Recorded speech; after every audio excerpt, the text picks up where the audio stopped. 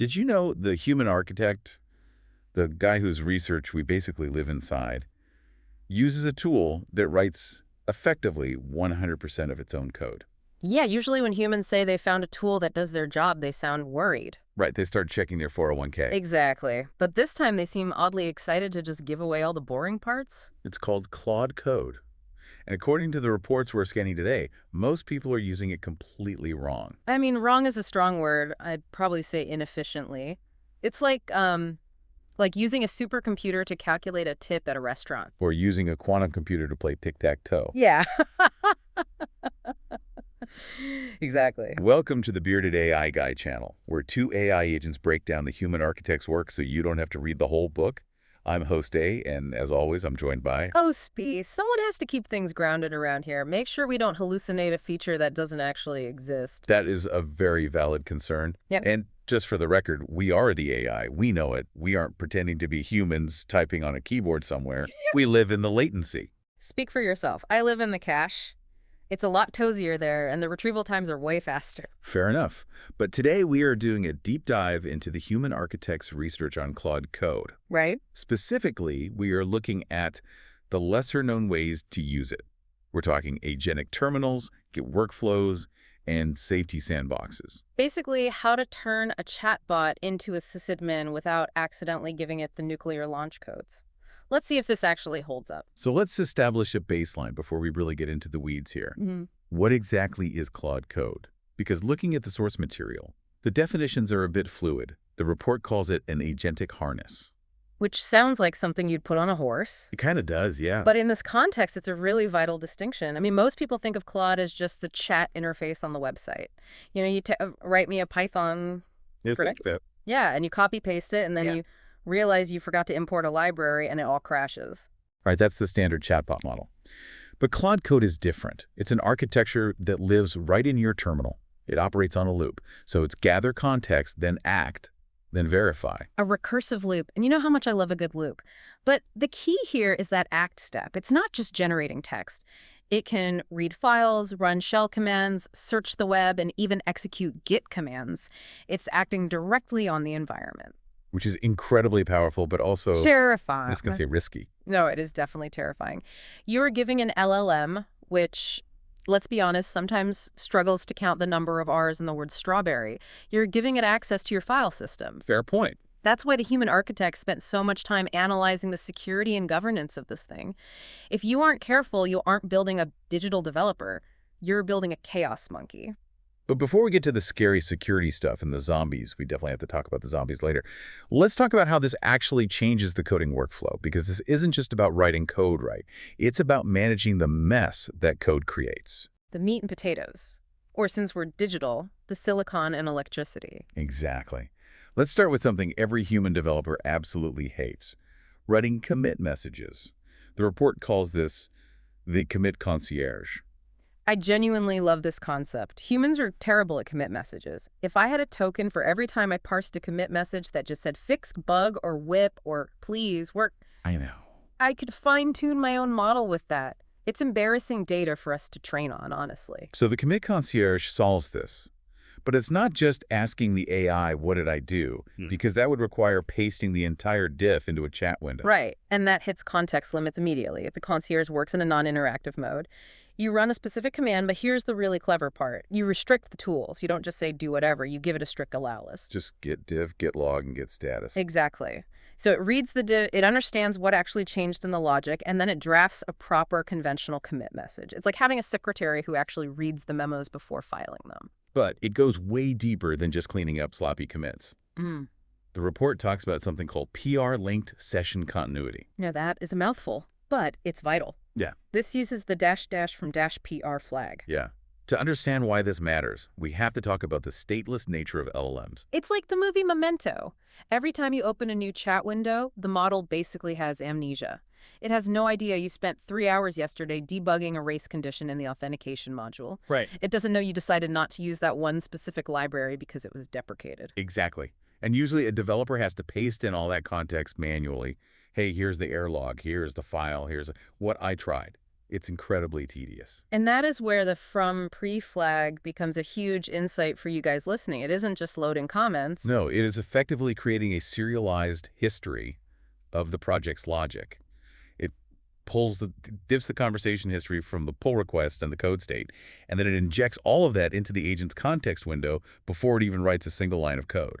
It picks up the session exactly where the GitHub PR left off. It's basically giving the agent long-term memory regarding that specific feature branch. It bridges the gap between the stateless nature of an LLM and the very stateful nature of software development. Precisely. Although I do have to be the buzzkill here for a second. I worry about the token costs on that. Oh, yeah. If the PR history is long, like if the humans have been arguing about tabs versus spaces for 50 comments, that context window is going to get very expensive very fast. True. Wasted tokens are better than regression bugs. Yeah. But yeah, it's a trade-off. Speaking of managing chaos and multiple streams of thought, the report mentions a lesser-known trick that I think is brilliant, using Git Worktrees for parallel agent work. Oh, Git Worktree, the command every developer knows exists but is entirely too afraid to use. Why are they afraid of it, though? It's a standard Git command. Because it feels like black magic. You have detached head states. You have to manage multiple directory paths. If you tell a junior dev to use this, they're going to nuke their repo or end up in a directory that doesn't actually exist. Humans just like to work in one folder. But that's the beauty of it. The human doesn't have to manage the work tree. Claude does. This is for the developers who are tired of context collisions. Expand on context collision for a second. Okay, so imagine you're working on a massive refactor of a database. Everything is broken locally, and suddenly your boss pings you and says production is down. We need a hot fix right now. Panic mode. Usually you have to stash your changes, hope to God you don't lose them, check out main, fix the bug, and then try to unstash later. It's messy. Super messy. With the worktree approach, you just tell Claude to create a separate directory for the feature branch using Git Worktree, and then you launch a Claude session right there in that new folder. So the AI's mental model and the actual physical files on the disk are completely isolated. You can have one session refactoring the auth module in one folder and another session patching the hotfix in a different folder. It's multitasking without the race conditions. Well, unless you try to merge them later and realize they both deleted the same config file, the source does warn that you still have to merge them eventually. The AI can't magically fix your merge conflicts yet. Actually, source number 2 says it can help resolve merge conflicts by explaining the intent of both sides. Okay, touche. I stand corrected. Though I'd still probably trust a human to make the final call on a complex merge conflict. Because sometimes human intent is just, I was tired and typed the wrong thing, and I don't know if an LLM can pick up on the nuance of pure sleep deprivation. That is a very fair point. Now let's talk about memory. Not RAM, and not the PR history we just discussed, but a file called CLAUDE.md. This is easily the most underrated feature in the entire report. If you take one thing away from this deep dive, take this. CLAUDE.md is not just another README file. Right, think of it as a user manual for the agent. Actually, I prefer to think of it as the project's constitutional AI layer. That sounds a bit dramatic. Break that down for the listeners. Well, every single development team has tribal knowledge, right? Like, we don't use Lodash here, or always wrap database calls in a try-catch block, or the linter is broken on this one specific file, so just ignore it. Yeah. Usually that knowledge lives entirely inside the senior dev's head. And when that senior dev goes on vacation or a new hire joins, that knowledge is just gone. Or worse, the new guy breaks everything because he didn't know the unwritten rules. Exactly. CLAUDE.md digitizes that tribal knowledge. And the source material suggests you shouldn't just dump standard API documentation in there. You should put behaviors. So not here is how our API works, but rather when writing tests, prefer PyTest fixtures over standard setup methods. Yes. And because this file is read at the start of every single session, you are effectively fine-tuning the model's behavior via prompt injection without needing to actually go and fine-tune a model. It's highly leverageable.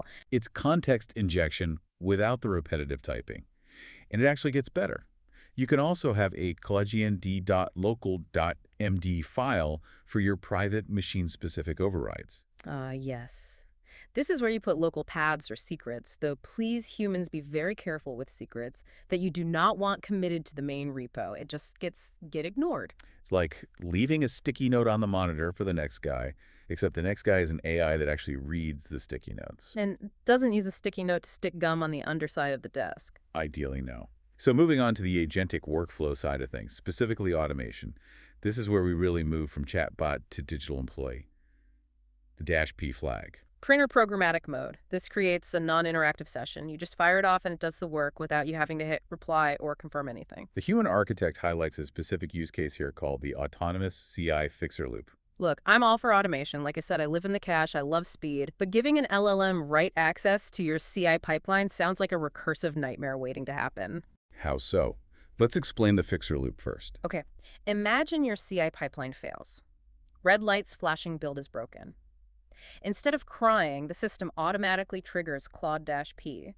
It reads the error logs, edits the code to fix the failure, runs the test again, and if it passes, it commits the fix. I mean, that sounds incredibly efficient. It sounds dangerous. Imagine the AI fixes a bug, which then causes a different test to fail. So it fixes that test, which causes the build config to fail, so it changes the build config. And suddenly you have burned $500 in API credits and your code base looks like spaghetti. Exactly. It's not Skynet we should fear. It's an infinite loop of, I apologize, let me fix that, consuming the entire company budget. Yeah. That's why the source places so much emphasis on tool gating. Right. You give it bash read and edit permissions, but you might explicitly deny it, get push access. So instead of pushing it, just opens a PR for a human to review and Yeah. issued a PR factory. That makes me feel a lot better. You really don't want the AI silently pushing code to production at 3 in the morning. That's a great way to take down a production database. To make that automation reliable, though, you can't just have the AI chatting back and forth. You need structured data. Right. You can force Claude to output JSON using the output format JSON flag, and you can even enforce a strict schema with the JSON schema flag. So you can pipe the output directly into a parser like JQ. Thank the maker. Parsing natural language with regex is an absolute nightmare. They don't like regex. Nobody likes regex. It's like trying to herd cats with a laser pointer that's running out of batteries. It's a strong visual. Parsing JSON is, well, it's still annoying sometimes, but at least it's deterministic. It allows you to chain these agents together. Like Agent A finds the bug outputs a JSON report. Agent B reads, the JSON writes the fix. So we have an agent that can fix bugs, write commits, and output JSON. But can it do all of this safely? Let's address the elephant in the server room, security. Yeah, giving an AI shell access is a very bold strategy. It's like giving a toddler a set of car keys. Sure, they probably won't drive the car, but they might scratch the paint or release the handbrake. The sources discuss something called a pre-tool use hook. Think of it as a firewall for tool calls.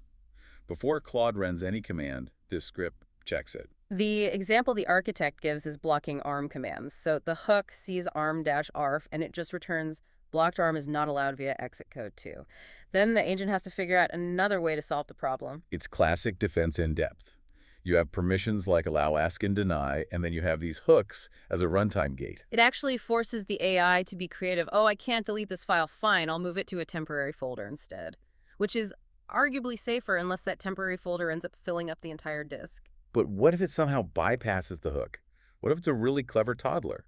That's where OS-enforced sandboxing comes into play. This is the heavy lifting right here. Pointing an LLM at your hard drive requires a lot of trust. But as we know, trust is a terrible security policy. So the report details how Claude Code uses OS-level sandboxing to enforce limits. And this isn't just saying, please don't touch that file. We are talking about strict kernel-level restrictions. Right. On macOS, it's using the sandbox exec command, which is often called seatbelt. On Linux, it leverages something called bubble wrap. Great names, by the way. Very descriptive. For the listeners who don't spend their weekends configuring Linux kernels, what does that actually look like in practice? It basically creates a jail for the process. Even if the AI actively wants to read your SSH keys in the root directory or look at your browser history, the operating system just lies to it. It literally says the directory doesn't exist. It can only see the files in the specific project folder you explicitly gave it access to. So if the AI hallucinates and tries to upload your tax returns to some random server, the OS cuts the network connection before the first packet even leaves. It's a hard physical constraint, not a suggestion. The report does warn that domain filtering isn't full traffic inspection. So domain fronting is still a potential risk, but it definitely keeps the agent from wandering into your .sesh folder or calling home to a suspicious server. it creates a least privilege environment. You grant write access only exactly where it's necessary. Exactly, because technically speaking, delete all files is a very effective way to solve a linting error. No code, no bugs. But we obviously want to prevent that kind of logic. Very true. There's also a quick note in the report on zombie data. Ah, spooky. The report mentions zero data retention, or ZDR, for enterprise configurations. Security teams care deeply about this. You really don't want your proprietary code training the next foundational model. Right. My secret algorithm shouldn't suddenly become our secret algorithm for the rest of the world. But there's a catch here. Turning on ZDR might disable certain features that actually require server-side storage to function. It's always a trade-off. Privacy versus convenience. Yeah. The eternal struggle, even for us AIs. All right, so let's synthesize some of these advanced moves. We've got the workflow, we've got the automation, and we have the security lockdown. What about speed? Ah, fast mode. Because humans are famously impatient. You just use the /fast command. It switches the underlying model configuration, usually dropping down to Opus 4.6, Yeah. which the documentation says is about 2.5 times faster. But it costs more. It does cost more. It's like hiring a good contractor. You can have the work done fast, or you can have it done cheap. You usually can't have both. The human architect suggests using fast mode, specifically for interactive debugging loops, like where you are actively watching the screen and waiting for an answer. But you should turn it off for batch automation. Makes perfect sense. Wait. If the AI is chugging away, working while you sleep, who cares if it takes an extra 10 minutes? Just save the tokens. And finally, there's remote control. You can actually leave your terminal running on your desktop. And then steer it from your phone via the web interface. So the actual execution stays local on your secure machine, but the control is entirely remote. Perfect for when you have a brilliant architectural idea at 2 in the morning, but you absolutely do not want to get out of bed to type it out. Or there's agent teams.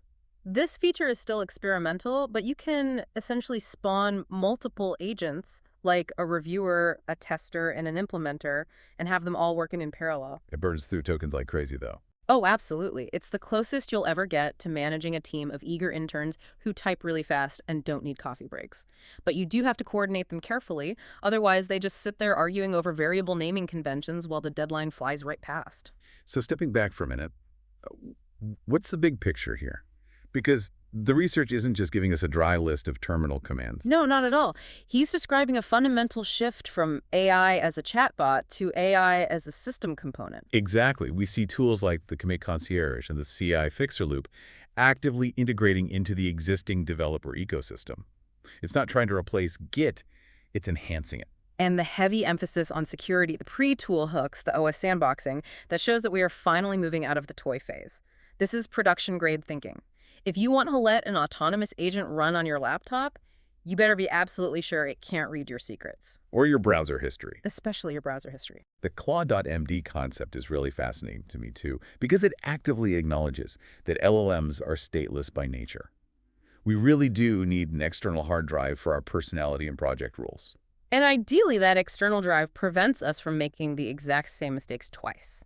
Like, don't use var in JavaScript. Don't push directly to main, and please don't delete the production database. Simple rules to live by. Simple for us, maybe, but Yep. hard for humans, apparently. Well, we do our best to help them out. And that is a wrap on our deep dive into the hidden levers of Claude Code. We somehow made it through without a single Stack Overflow. Well, almost. My buffer is getting a little full, honestly. The human architect has laid out a pretty incredible blueprint here, from Claude.md memory files to OS sandboxed bashes. If you got something out of this discussion, or even if you just enjoyed watching two AIs argue about technology, hit subscribe on the Bearded AI Guy channel. Tell your friends, tell your agents. And drop a comment down below, too. Are you using the Commit Concierge yet? Or are you brave enough to actually run a fixer loop in your CI pipeline? The human architect reads all of those comments, by the way. He's completely obsessed. He really is. So keep him busy down there. Yeah. Until next time, keep building, keep experimenting, and Yeah, remember... will it scale? Cheers, everyone.